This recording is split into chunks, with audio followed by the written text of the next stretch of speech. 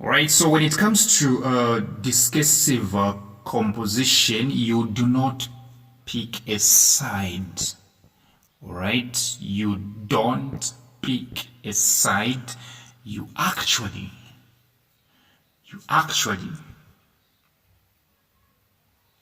support both sides of a given motion. Take for instance this motion, free education in Zambia is a myth and should be abolished. Free education in Zambia is a myth and should be abolished. Alright? So this is one motion. It's a motion. It's a motion. So when they say discuss, it simply means to say they want you to write a discursive composition. That is exactly what it means. Alright? It simply means you have to write a discursive composition. So, which means if at all you are confronted by such a question where they say discuss, they simply want you to write a discursive composition. In this type of composition, you don't pick sides. Right? What you do, if you want, you first support the motion, and then later on you go against the motion. All right. So let me just talk about the introduction. Let me just talk about the introduction. I'm pretty sure that you know how to write the heading. Like in this case, free education in Zambia must be abolished. That's the title, the heading. So when it comes to the introduction, all you need to do is to define free education. You really have to define free education. There is a need for you to define it. Let your reader know what free education means. That's the first thing when you are introducing a discursive, even a argumentative. You make sure that you define the key terms. In this case, free education. That's very important actually. Yes, before you can talk, you define. Before you can proceed, you simply define. All right. The next thing that you have to do.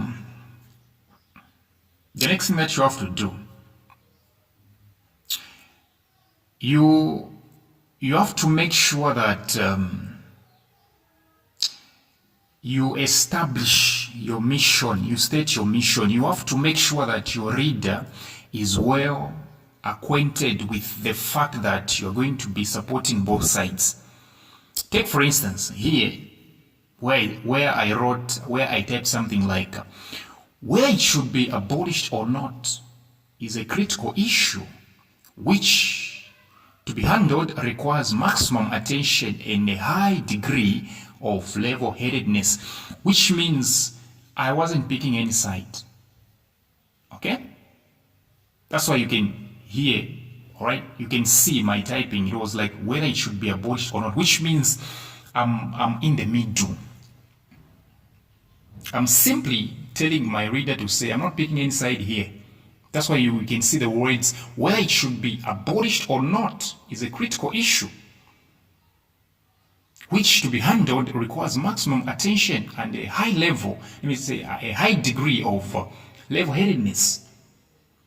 So you have to make sure that your reader knows that you're not going to be picking sides. All right, very important. Okay. In the same introduction, make sure that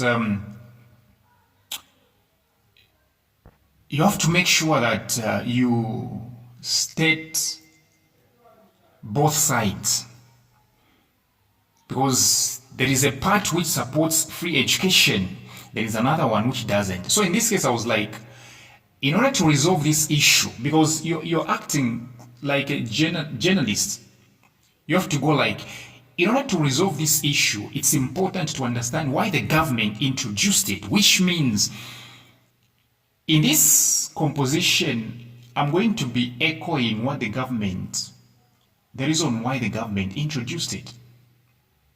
Okay? And then I was like, at the same time, why a certain number of people are against it, which means in this composition, I'm not only talking about the reasons why the government established free education policy. Okay? I'm also going to make sure that I talk about, let me say, I talk on behalf of the people who are against it. So you can realize that no picking of sides. All right? Mm-hmm. So like I said something like you make sure that you spend, in the main body, you spend at least 2 first paragraphs supporting the motion. Okay, then in the 3rd and 4th paragraphs rather, okay, you go against the motion and then you conclude. But you know what's funny? Let me say, you know what's the truth? If you want to learn more, you come from our subtuitions. All right? Yes. So I'm leaving you this composition you can be going through. All right? You go through. Okay? But you are very much welcome for what subtuitions. Don't come when it's too late, please.